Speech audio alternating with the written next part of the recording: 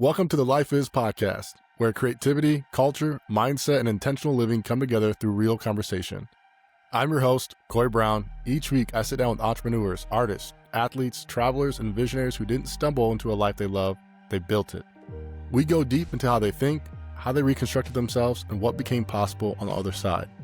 This is not just about what people have accomplished. It's about the internal work that made it sustainable. Because when you build from the inside out, life expands. Let's get into it. Awesome. Well, hey, Eddie, man, I appreciate you getting on the Life Is podcast, man. How you doing? Man, I'm good. Thanks for having me as a guest. Yes, sir, man. It's been a while, man. It's probably been about 6-7 years since we really kind of talked. For sure. Probably last time I was out of the country and just traveling and started my career, man. But it's good to hear from you. Yeah. As we get going, for the viewers that'll be listening, if you can kind of we'll start off simple. If you can kind of give them a brief description, who you are, where you're from, and kind of what you're doing now. All right. Well, as you know, I'm from Indiana, just like you. Sir. Hoosiers, baby. That's right. IU. Gotta represent. I got Notre Dame on right now, but I rock with IU too. That's right. Born and raised here in Indiana. And I played college ball just like you. Correct. Spent a little bit of time in Bowling Green, just like That's right. you. Go BG. Yep. Yeah. Go Falcon. I was a Falcon. Yeah. We both played the same position, running back. And life. It's funny that this is the Life Is podcast because I've lived a lot of lives. Right. And since graduating from college, I've spent probably more than half of my life overseas, living abroad. Mm-hmm. Doing various things. I played baseball overseas. I've coached English overseas. I've been a college professor overseas. Yep. And then I came back to the States, and I've been working with the government, but still found a position that enabled me to travel the world. Well, good, man. I love it. I'm going to ask you an opener question here, and then we're gonna peel back the layers here for the guests. Before the titles and the roles, all the titles that you've had, the roles that you've been in, how would you describe life at this point? At this juncture. I would say it's weird because when I think about my parents, at this age, I don't think about myself. I feel like they had it all put together. I feel like I'm still learning. Yeah, absolutely.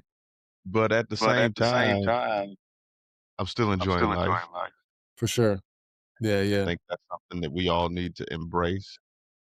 I'm a firm believer that age is nothing but a number. And it's up to us to live our lives as the fullest. Yep. That's very true.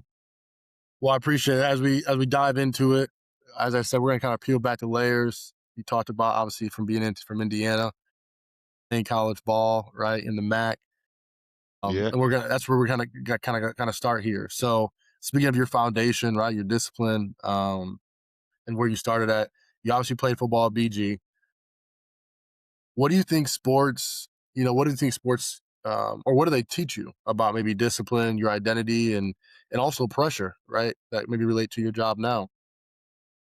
I feel like every kid at some point in their adolescent life should be a part of an athletic program because it doesn't really matter what your role is on that team.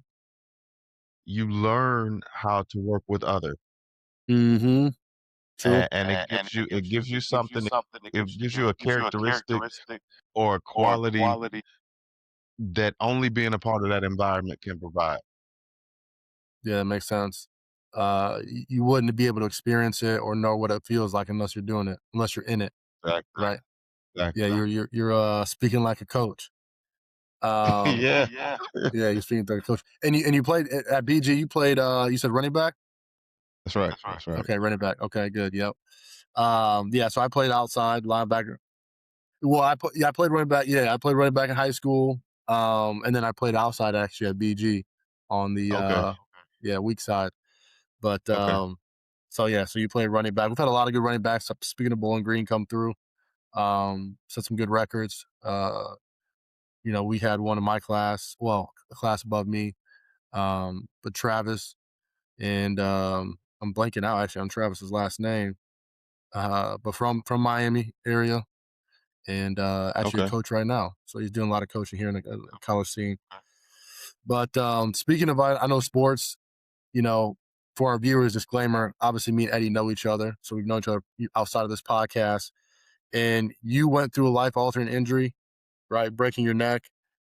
How did that moment, kind of change maybe your perspective or how you saw life after that? Well, anytime you go through something that causes you to question your own existence, Mm-hmm. it has a profound impact on you. So Mm-hmm. for me, it just caused me to look at life as this experience. I majored in English in college. Yes. And what I used to love as a kid were those choose your own adventure books. Yeah. Yeah. Yeah. So that's the approach I really look at life with now. I'm choosing my own adventure. Mm-hmm. And it's Yeah. like I it like doesn't the way have to you be put that. linear. It doesn't have to be the way you envisioned it at a certain point, but you can jump pages, you can jump back. I mean, it's an adventure. Right. Sidestep. Yeah. Yeah. Speaking of linear too, like nothing is linear. That's the thing. I think, for myself included, we think everything is linear or incremental. Like I'm going to do this, I'm going to do this. But Right. as you, kind of imply that, life unfolds in different directions. You get pushed in different winds and different experiences. But you can still end up there. It's just, it may not go as what Like you envision. if you would have asked me, like 19-year-old me what life is gonna look like at my age now, I would have been like, all right, well, I'll probably be married at 21. Yeah, yeah, right. By the time I'm 44, I'll be retired from the league, probably a Hall of Famer. Right, right. Yeah, yeah. Golden jacket. Yeah, Yeah, it's yeah. true though. Yeah, I Out mean, on me the golf too. course. That's right. I was the same way. You change. If I would have looked back at that same age and now, I would have thought maybe I'm still in the league or just getting out. I mean, I wanted to be Right. in NFL, college, D1. But things change, perceptions change, and what you want to do changes. So, And it's not the end all be all. And no. it's okay to embrace change. And that's a big thing that I learned. Mm-hmm. Speaking of that, And speaking of change, not to cut go you ahead. off there. What did that experience? Obviously, breaking the neck. What did that experience either force you to let go of, or what did it awaken within you? Man, honestly, I went through a dark place initially. Yeah, I You can. know, you're an athlete your whole life, and then in the blink of an eye, you got a surgeon coming in telling you might never walk again. Mm, So it was a growing period with that. yes, But at the same time, like being able to overcome it, it just makes me feel unstoppable. I was gonna say that's You know, huge. Yeah, that really builds Uh, you up internally. yeah, yeah, yeah. It gives you a lot more confidence. I might not be able to do the thing I envision, but maybe my vision was too small, Mm, and now I could do so much more. yeah. And my only impact doesn't have to be athletically. I could make an impact globally. Yep. Yeah, yeah. I mean, I know this is not within the podcast, but kind of touching on it, I think the just the identity crisis as an athlete. Yeah, So either you graduate or experience like this happens. Now what? I'm not that athlete on the football field that yeah, people. because a lot of athletes can't rebound from that. I had a buddy when I was living in Korea. He was in their equivalent of the major leagues baseball, Yep. and he had mandatory military duty. He had to go to for 2 years. Broke his back during military duty, Mm, and that broke him literally. yeah. Like he had no other fallback. His whole life he had prepared to be a baseball player. Yep. So when that injury happened and he couldn't make it back to the big show, he went through a bit of a identity crisis, like you said. Yep. Yeah, it leads to kind of depression and losing your focus, your purpose, right? What your anchor of Yeah, what you want to yeah. do in life. And speaking of the injury, kind of going back, last question here, but I would assume would you look at that as a redirection, right? A period of your life where it's like that was a redirection, not necessarily an ending, but a redirection in your life. Not immediate, Yeah. because in the moment you're kind of just really processing a lot of emotion. But in the long term, it gave me balance and focus and an ability to kind of reassess the direction I wanted life to take. Hmm. I think the biggest word just hearing you say that is probably balance. Kind of giving this I don't know, maybe equilibrium or equal I don't know, perception on life in general when something like that shakes your whole core, right, and your whole life of what you thought it was. Now I know you moved obviously after athletics, you got into teaching and education. What kind of drew you there? I know you said you went to school for English, but what kind of drew you to the teaching side, maybe education side, and after football? Well, one of the words I think I heard you mention was reset. Yeah, And honestly, I just needed a reset. that's fair. Was I guess was that always maybe in the works? Like, hey, I could do teaching, I mean, coaching, maybe more related to I mean, sports. from one athlete to another, when you go to school to play ball, you only got one thing in mind. That's right. You think And about football. Straight to the and league. yeah, yeah. And so it never really, prior to the injury, crossed my mind. Yeah. But at the same time, it was like, hey, I got this degree. Gotta do something with it. Let's see what I can make shake. Yeah, exactly. Yeah, do something with it. Now Yeah. you taught combat medics, right? We'll kind of get into that down the road here. And you worked obviously at the university level as a professor, if I'm correctly Mhm. speaking. Um, I taught all ages, man, from preschool up to university so yeah, to grown men. okay. So you So, got the whole gamut. mhm. What did teaching others reveal about yourself? Maybe something you learned, or just something that you thought, this is insightful. It showed me that, like I mentioned earlier, you can have an impact group beyond the playing field. Yeah. Life is a playing field, Yep. and you can either choose to be the captain of that ship, or you can be a deckhand, but you're Hmm. gonna have a role regardless, Yep. and you have to decide what role it is you want to take on for yourself. Yeah, you have to claim it at some point. Yeah, you gotta put your stake in somewhere, Yeah. where you want to be at. Uh, those roles, speaking of the combat and teaching, whether from professional grown men to kids, did that level of responsibility, probably more combat, maybe I'm speaking, has that carried on now to where you're at now? You think those lessons? And I say that because I think, ironically, when I speak to everyone on my podcast and great people I've talked to, I feel like where they're at now, right? Every role is kind of helped them get to where they're at now, right? Every past experience. Well, here's the thing. A lot of times, especially with education, and you can relate because you've been a student at some point in your life. You don't necessarily want to be in that classroom, but you want to learn Correct. and you want to level up. Yep. So, as the leader of a class, you learn how to be a leader of men in a way that makes the experience enjoyable. Mm, okay. I do like that perspective. And that's a different way to look at it, but you're right. Um, Like nobody ever says, "Can't wait to wake up at 6:30 and go to class." yeah. Right. Get excited. First one there. But but if you make the classroom a place of peace and balance Hmm. and somewhere that the students can embrace and you can embrace fully, that's when you can have the ultimate impact. And going back to what you asked, how that relates to life, it just gives you a zest and an attitude towards approaching anything in life with the same fervor. Hearing that, I think also giving meaning and placing meaning on it, right? Rather than just looking at you got to go to class at 6:30 and I gotta get this grade. It's like, look, this is a launching pad, right? This It's gets you more to X, it's Y, more than Z. just a job. Yeah, exactly. There's more to it. Uh, Right.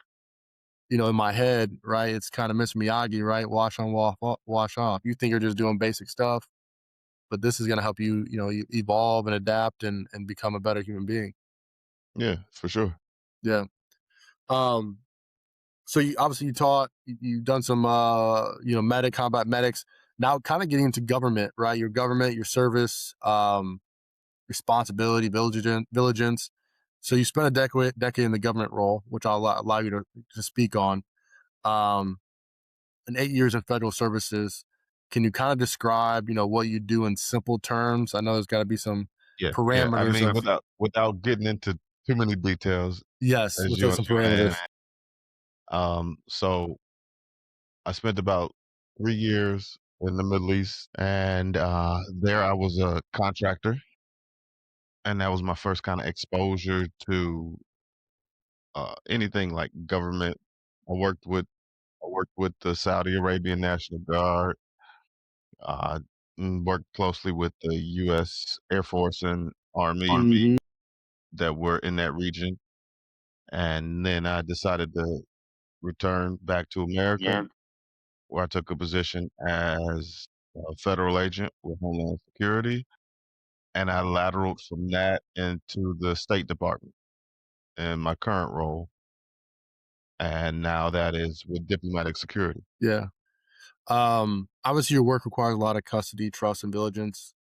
Um, I guess in your perspective, and we're coming back to this word again, responsibility. What does that kind of responsibility do to a person? Whether that's you or someone in that position, or anyone just in that federal realm. Well, I mean, it kinda goes back to the lessons you've acquired over life.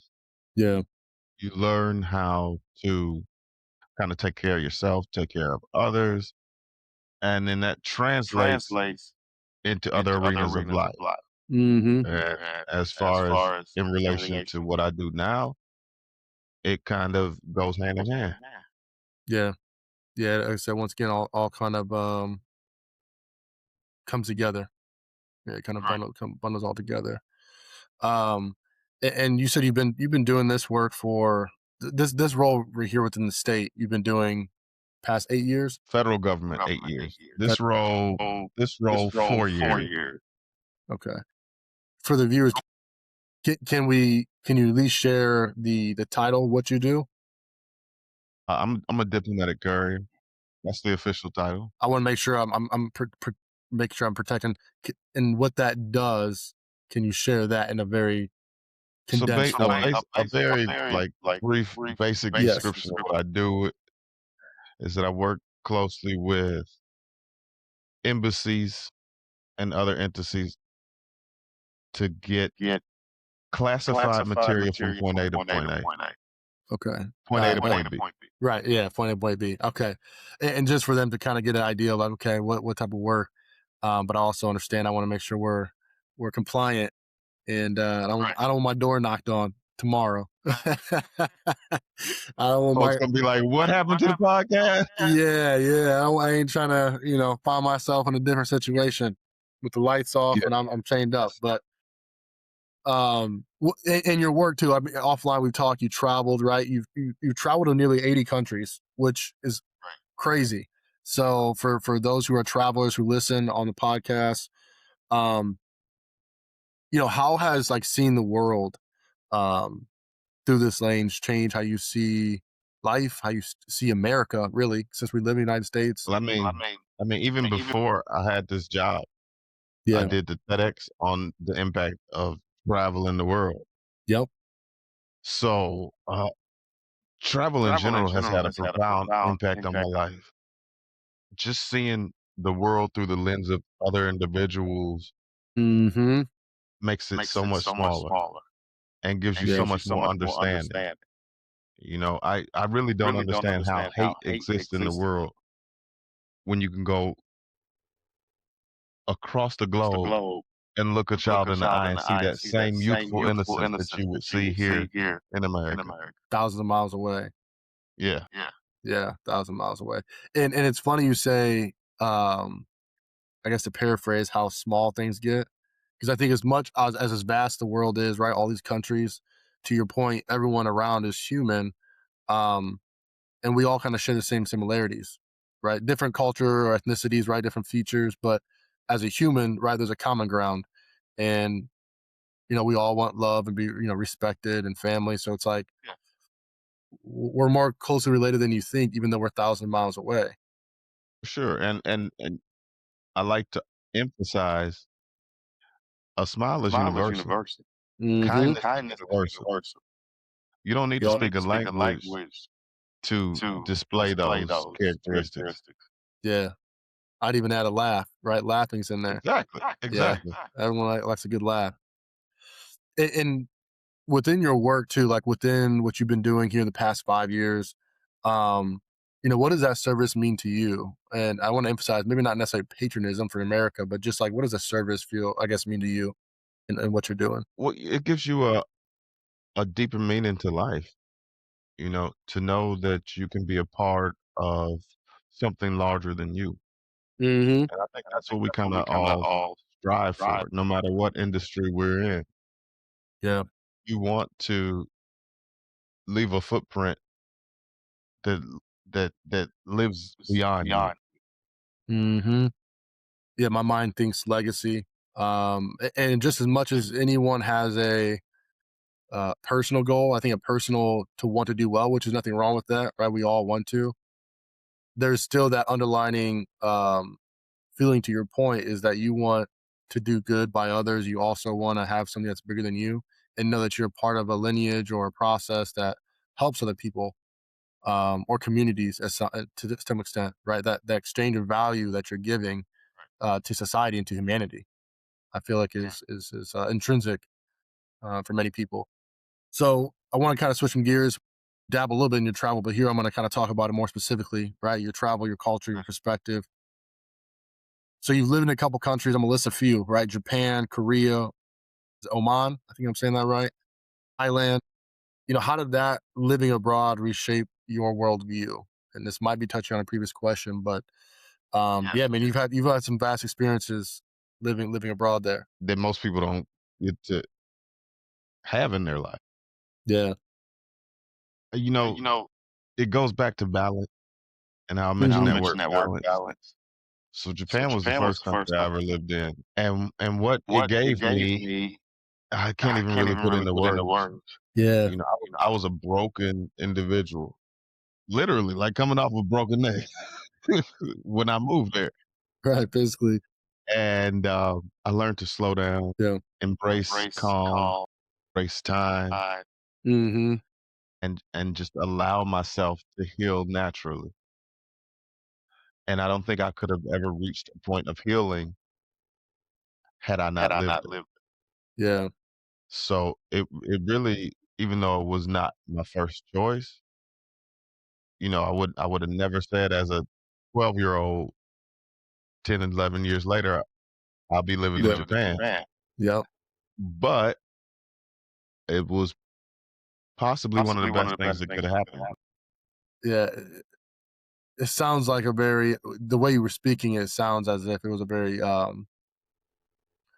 for you. I'm assuming a very slow, um, purposeful time, right? Definitely, that's a You were good way allowed to you were allowed describe to it. slow down, right? Slow down Yeah, and like yeah, feel and yeah, somatically hear how your body, your mind was right. processing. I learned how to listen to my body. Mm-hmm. We live such hectic lives that we often neglect the most important person in our life, which is us. Because you can't be impactful to another person if you're not focused on yourself. That's So very it true. it showed me how I can, like, really take that deep intrinsic look at myself Yep. and become a better person and exude that and shine that light on the world. Yeah. And also too in Japan, what were you doing there? I'm just curious, maybe for the listeners, as you were there, you went there for your first country. Yeah, so I went there in my first country, and I was a part of what is called the JET program. It's the Japan Exchange and Teaching Program, Okay. So and it's their like main government-run teaching exchange program with native English-speaking countries. mm-hmm. And while I was there, I actually ended up playing baseball for 2 years because my first year there, I volunteered to help coach the cross country team, and that's part of Okay. what got me back in shape. Yeah. I had picked up a lot of weight from breaking my neck. I was like, "Oh, sports is done, like, Yeah. forget it," like, but then I started like, I didn't just coach, like, I ran with them every morning. Really? And yeah, I paced the team every morning, Okay. and, 6 months of waking up and doing that will completely change your body composition. That on Yeah. top of eating healthy, it gave me the opportunity to have the confidence to get back on the baseball field. Yeah. Yeah. That does build a lot of confidence. Um, just every day building, right? Every day getting better, Yeah, sharpening. yeah, it's Um, there's a saying, since we're talking about travel, for my 35th birthday, I gifted myself the present of climbing Kilimanjaro, the tallest mountain in Africa. that's what. So That's what. so as we were going up, it was a 7-day, 6-night journey top to bottom. And as we were going up, one of the guides daily would say, "Pole pole, pole Yeah. pole," which is Swahili means slowly, slowly. Or you can Yeah. translate it to step by step. Yep. But it's like, Rome wasn't built in a day. Yep. Small steps will get you to your goal. And a lot of people try to go from step A right to G, and they ignore the in between. But if you take those small steps, it'll get you to where you want to be without burning out, without Mhm. crashing, without breaking down. Getting you back right by square one, right Yeah, back to A. Whereas if you just want to take it, you, you'll get to the end goal with the same energy that you began with. and say, or more, Exactly. or more, or have more tools, right, in your repertoire, ready Hmm. to go. All right, well, good, man. That's why I was curious. What you were doing in Japan. Now we already talked about it, right? You said everyone's fundamentally the same, right? Wherever you go, was there a location? Or I guess maybe what made that truth land for you? Was it Japan, or was it in a different country and it was kind of you kind of seeing maybe pattern recognition that were like, you know what, people are kind of the same. It kind of comes down with interactions. Mhm. That's one of the negatives of us being in such a technology heavy era right now, because we lose that personal interaction with individuals. Yeah. But on a grassroots level, whether you're in Japan, whether you're in Germany, whether you're in China, if you see somebody and acknowledge them, that acknowledgement will fundamentally be the same. Mhm. You can either have respect or lack respect. Correct. And it comes down to basically just having a respect for other individuals as human beings. Yeah, that's spot on. Yeah.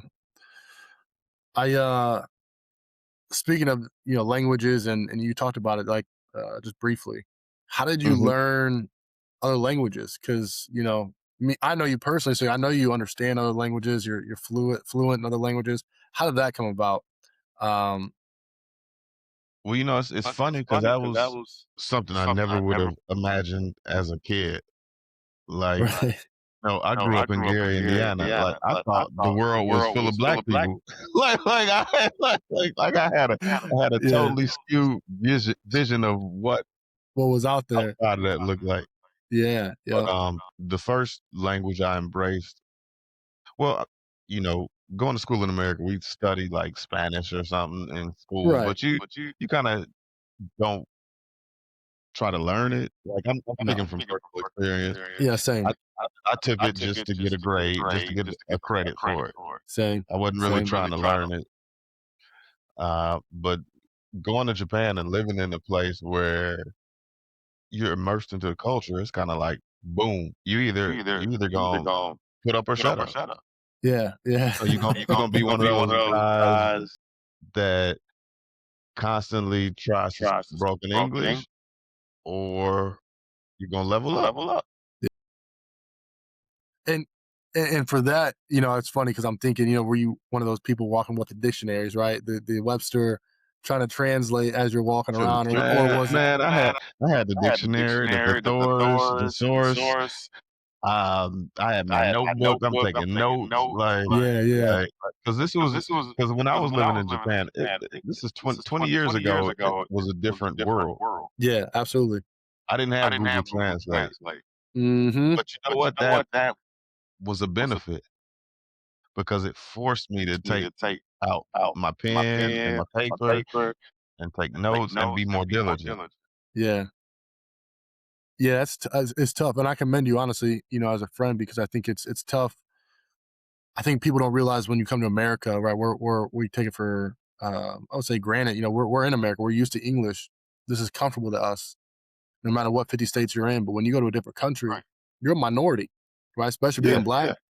yeah. Right? You got longer hair, different texture. I mean, now you got to ask them, how do you get this, or how do I say this? And you're learning government, you're learning their And their it's cultures. easy. It's easier now with technology. Yes, for sure. You can just whip out something and translate it and show it to somebody. But how much more impressive, not only for them but for yourself, is it to not have to whip something out and Hmm. to just be like in a native language that you have no relationship to, Correct.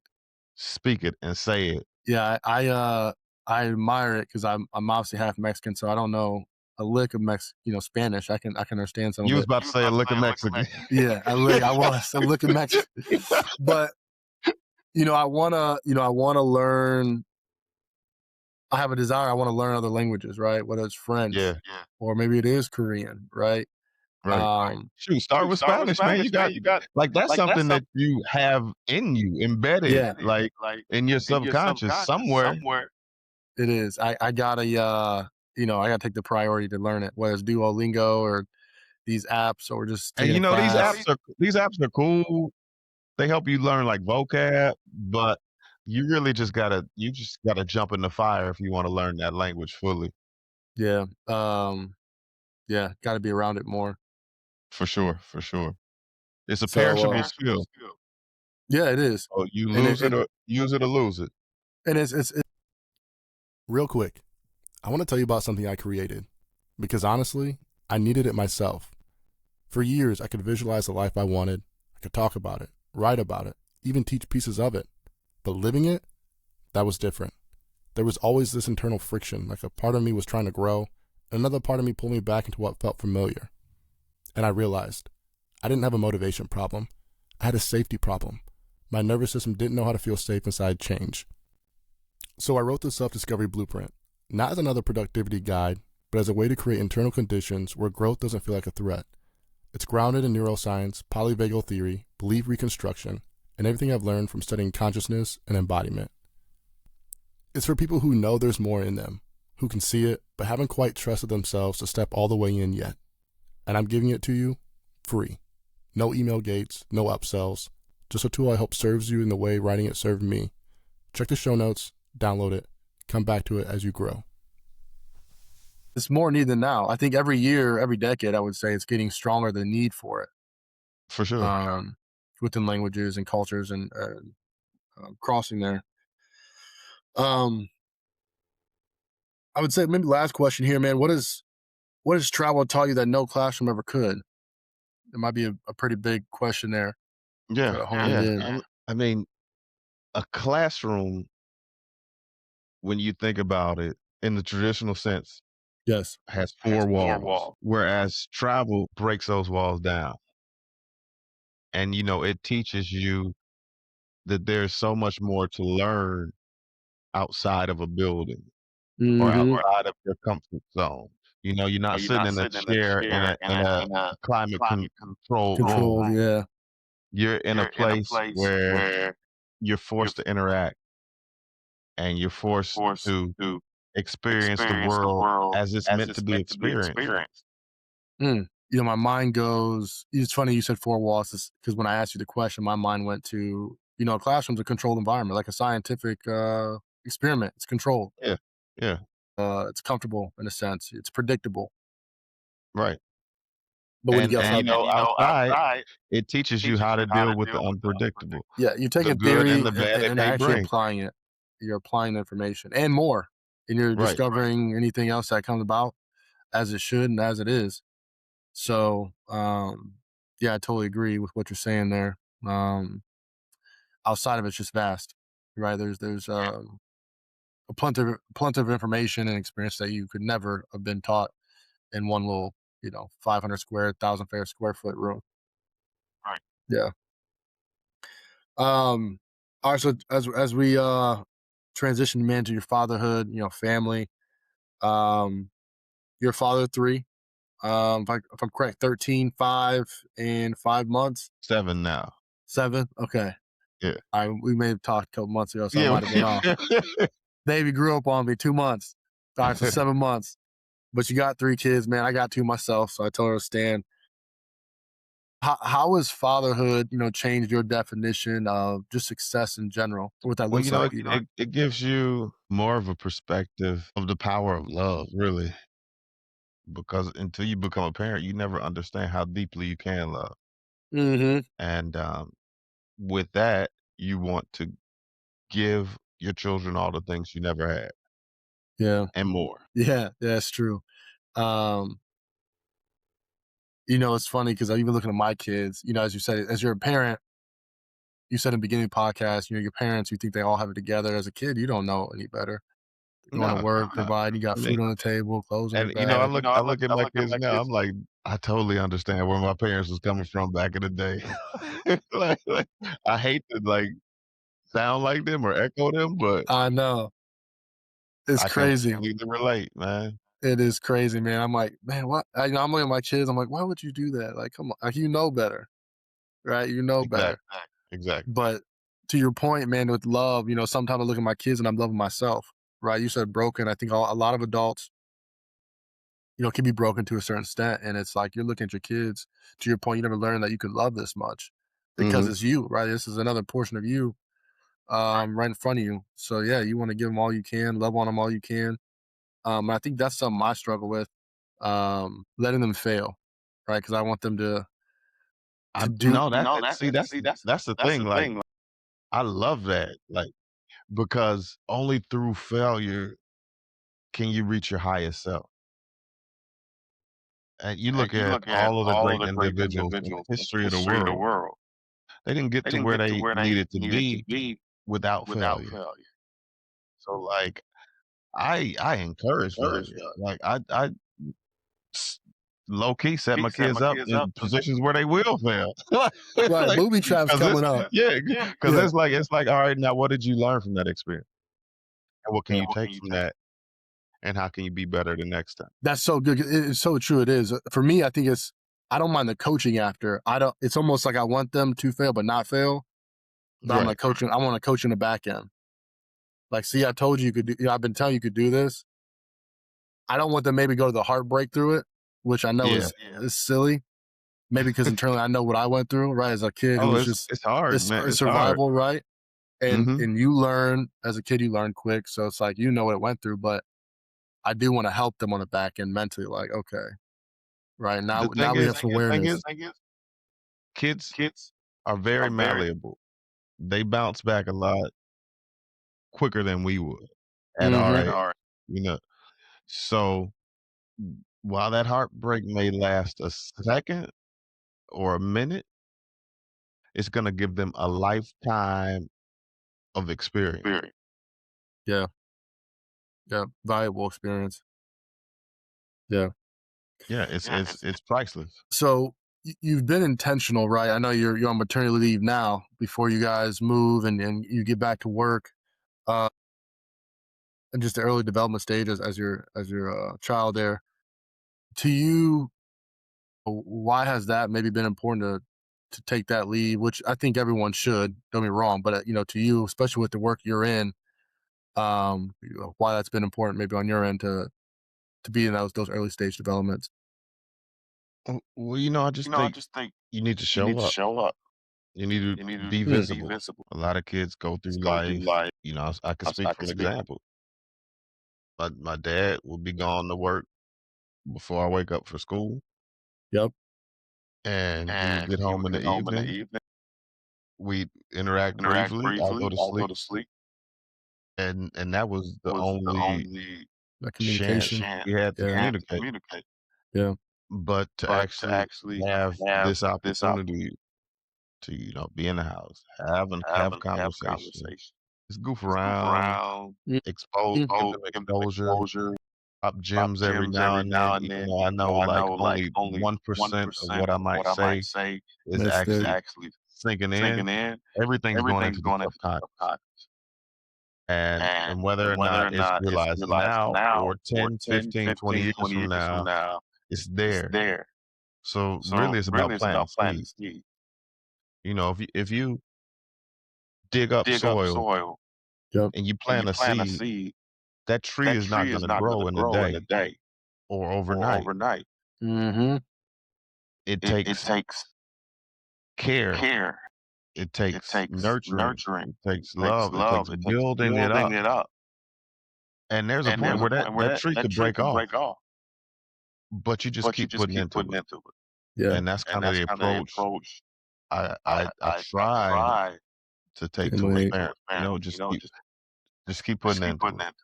Yeah. I think what you said, showing up and visibility was probably you could have stopped there.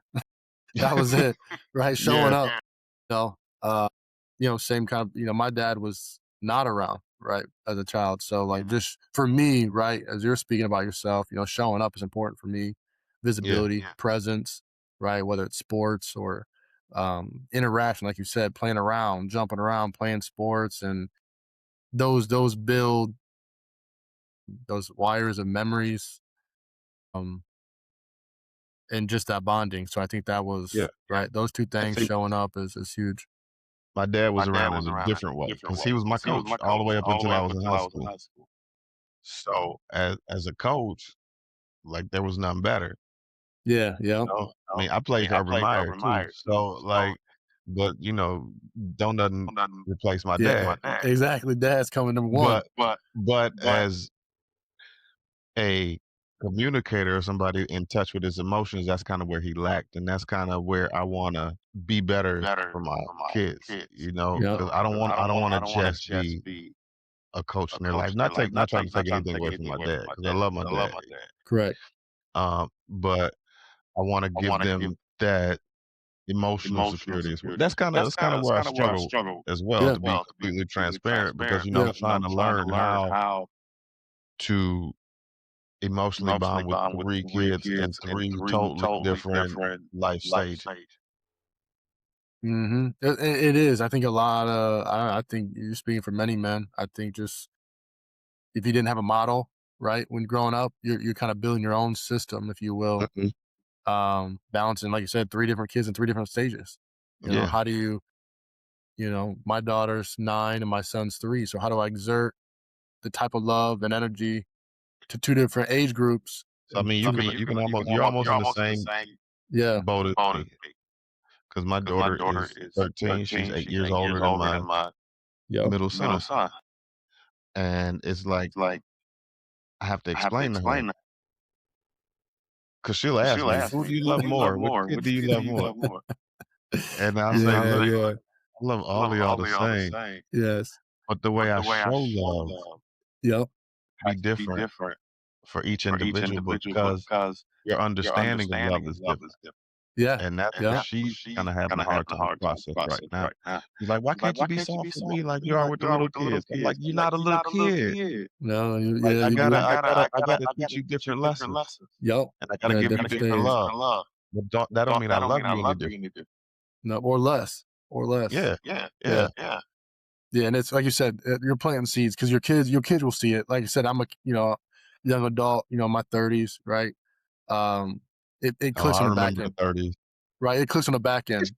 Yeah, Your daughter's 13, but when she's our age, right, or older, it's like, okay, that makes sense. I right, know why right, dad was doing what he was and doing. that's the thing, that's what I talk about planting those seeds, Yeah, exactly. 'cause now it's kinda like falling on deaf ears, but Mhm. then 10, 15 years down the road, she'd be like, "Dang, daddy knew what he was talking about." Yeah, he's speaking the truth.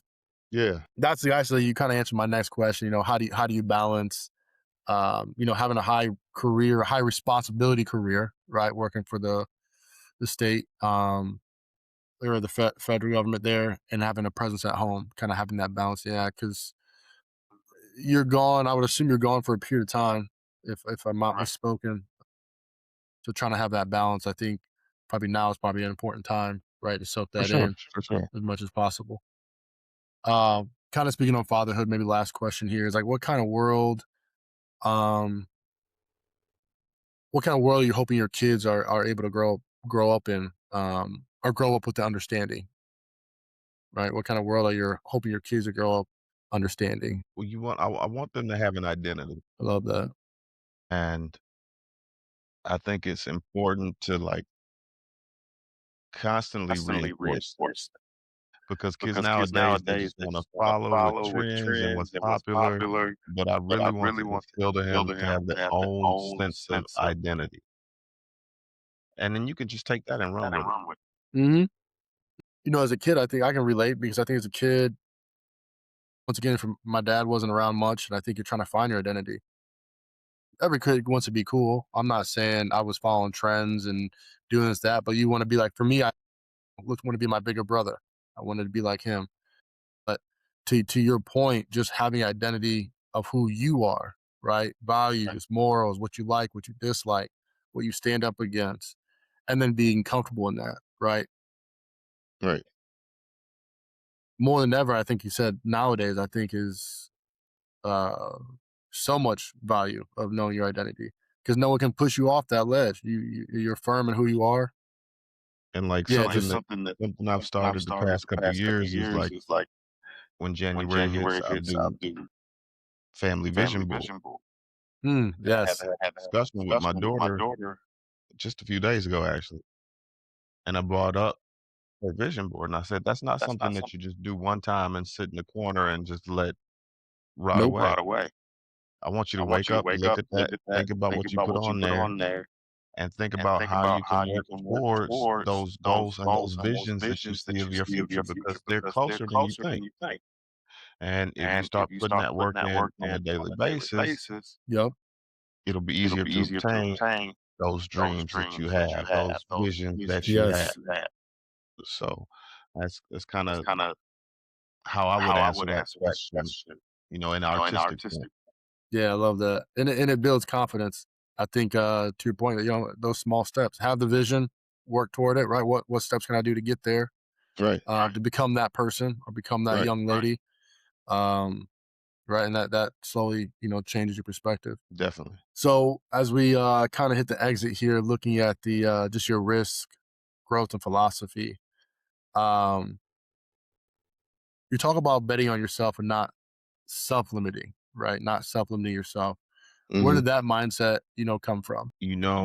Personally, I think that's something that's always just been innate. It's been inside of me from an early age. But what it stems from is the way that my parents spoke to me and the way that my parents raised me. And that's why I talk about planting seeds and dropping these little gems because at the time, hearing things might not matter. Mhm. You might not even have a full understanding. But when you When are you in a are in a household household where you're where you're constantly constantly watered watered instead of instead of being being neglected, neglected. Yep. it lives with you, and it lives beyond, Beyond, those that put those it that put into it you. in. Yeah. So I So try I to try to just just mimic that mimic that philosophy philosophy into what I pour into my to kids. kids. Yeah. Speaking life into them. Yeah. Yeah. Speaking life. Um, yeah. I spoke with another gentleman who'll be on the podcast, but he said the same thing, man. Like his success was almost solely tied to the way his parents raised him, encouraged him. Yeah, right. Um, that was You almost need like his you need to have superpower. values, you need to have morals, you need to have an understanding of life, you need to have empathy, and you need to just let all of these components come together. Yep. Yeah. Let him blossom. Let him bloom. Um, but my next question here, man, is what has life taught you about fear versus faith in action? And that could be applied right to your own philosophy, to maybe your work, um, and just your expansive journey, right? From football to teaching, right? Military. Well, I Well, mean I mean, fear is fear is always gonna always rear going to its rear ugly its head, ugly head, but it's a but matter it's a of matter how of you how you approach it approach it or or embrace it. embrace it. Mm-hmm. So for So for me, me, I I confront it confront it head on, head on, Yeah, and I and feel I like feel if like you're if not you're getting not getting afraid, afraid, you're not you're doing not enough. doing enough. that's true. So So you're gonna be you're going to be nervous, nervous, you're gonna be going to be scared, scared. but what you Mm-hmm. gotta What you got do to is, do is uh, to to use a use a football football analogy, analogy, tackle it head tackle it on head on, Yep. and be the Keep your last head man. up. last man. Yeah, keep your head up. Yeah. Yeah, that's it's true. I mean, we're always gonna have fear. Always gonna be there, no matter what you do. Yeah. I heard some other day. I can't remember the phrase, but to what you're saying, you got to stand up and look it in its face. I think that's where um, the monsters, if you will, the demons, the way you say, figuratively in our head, that's where it stops because it knows you're not backing down. It knows you can look it in its face, whatever you want to place that metaphorical meaning on the other end is. But Yeah. you hit it face on, straight up, standing tall, and you keep doing that right over time. Mhm. Right, the shadow disappears, the fear And lessens. I've heard I've it been heard it said, been said, fear is fear is nothing more than nothing an more than an acronym acronym for for false false evidence evidence. appearing real. Yep. Yep. So all you All do you is you do is you squash that squash that and you keep and you on keep on pushing. pushing. Yeah. Yeah. And move forward. Yeah. Yeah. Now we didn't talk about your public speaking, right? So for those who are listening, right, Eddie, he talked about TEDx talks, right? He kind of put that in there, little peppered into his Yeah. conversation. but you've done public speaking for a while, right? And honestly, that's how we met years Right. ago through public speaking. Um, you're still pursuing public speaking, I think, outside your government work. Is that correct? When the When time the time allows. allows. Okay. Okay. Yeah. And I guess my question is, why is that still important to you? Why would that matter still to still speak, outside your primary line of work? I mean, it comes back to that word impact, Yeah. you know? Words have so Have much so much power, power and life and life experiences experiences. of others can also have power. So if I I can can have just a 1% impact on somebody's life to help them make a decision decision 10 years 10 down years the down the road road that has Yep. a that has a positive positive effect on them, then that's something that I something that I can't can't. neglect or look away from. Yeah. I love because it sounds like it's almost like a duty, right? You have this Right. passion, this duty of like, look, man, I can change, somebody in this room, right? Exactly. Someone's gonna catch this message Yeah. and Yeah. it's gonna do good. Yeah. It's Yeah. gonna do good. Um, this is kind of more of a question maybe for the viewers, and for you if you want to give a maybe something for them to think about. But if someone who feels stuck or boxed in, what would you want them to hear? Really, I would just say, let's go into box 10. Find a way to break that box. Keep going. You know what? Because it's only one box that's gonna stop you ultimately, and that's the box where you're gonna be 6 feet under. So as long as you can get out of that box, you're not stuck. Yeah, yeah, yeah. You got to find a way. Yeah, And there's always other ways. I always tell people there's many ways, not just one way. for sure. Multiple ways. As we come to a closing, kind of just look over your meaning of everything that's kind of taken place. When you zoom out on life and you look at what's taken place, what would you say you're most proud of? So that's a very deep question. Yeah, because you live a long, like you say, you got 9 lives. You live a lot of different lives. Right. I like to have impact words. So if I had to answer that question with an impact word, Yeah, that word would be resilience. I'm proud of my resilience to constantly recreate, reinvent, rebirth myself into a better individual. And that philosophy can be mirrored beyond just myself because it shows other people that no matter what box you in, like you refer to earlier, no matter what situation you in, there's always an opportunity to rebuild and yeah, become reborn. yeah. I love that you said that. Me knowing you, even for the few years, like I feel like that word was perfect. Resilience. For sure. Knowing your story, like just the bounce back. That was it. Like the continuous bouncing back, showing up. Right. These are words you kind of said throughout the podcast. To standing tall. Like, I'm finding a way to come back and reinvent. Right. Reemerge. Reimage. Repackage. A better you. Right. Exactly. Continue to shed that skin and become a better you. Um, Speaking of life, what do you think life is asking of you right now? It's just really telling me to continue to grow, to not settle, to pour into myself and others. Continue to give back, right? Yeah. Continue to have that impact as you spoke of. Yeah. Okay. Well, look, I know we're come up on an hour, and this show's been good so far. For all my guests, right, on my podcast, life is right. I was asking, man, if I'm giving you this sentence, life is blank, right? What would you fill in on the back of that? I would say life is a series of adventures, but you have the ability to choose your own experience. So choose wisely. And that's the ending right there, man. That's the way to end it because I think that encompasses the podcast, right? It is a series of events.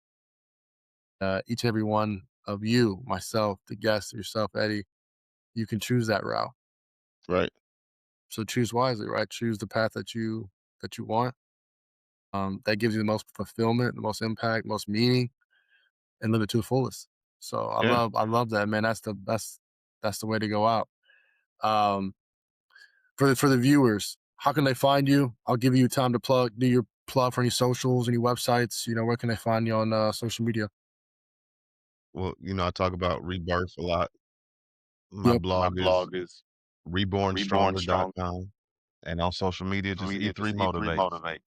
Okay. E3 Instagram, motivates. Twitter, wherever. E3 Motivates. Okay. For those who you may follow him on Instagram, he's always on the go. So he's, like you said, 80 plus countries. He's this man's been everywhere. So you'll see him in different countries doing different activities. I'm trying. But no, as we exit, man, I appreciate it, man. As a friend, I thank you for coming on here, sharing your wisdom, your experience, your journey. Like you said, your impact words, right? Your own wisdom that you're continuing to share and plant seeds in. So thank you. And I wish nothing but the best, man. Yeah, likewise, man. Thank you for having me. All right, take care. All right, man. Later. That's a wrap on today's episode of the Life Is podcast. If something in this conversation landed for you, a shift in perspective, a reminder, or something you needed to hear, don't let it stay there. Take it with you, put it to work. If you're ready to go deeper, I have tools built specifically for this journey, a self-discovery blueprint and a diagnostic designed to show you exactly where your foundation needs attention. Links are in the show notes. And if this episode added value, share it with someone who's building, leave a review, help us grow this community of intentional people doing real work. Remember, fulfillment isn't found, it's built. Life is art in motion, and you are the artist. Until next time, keep building.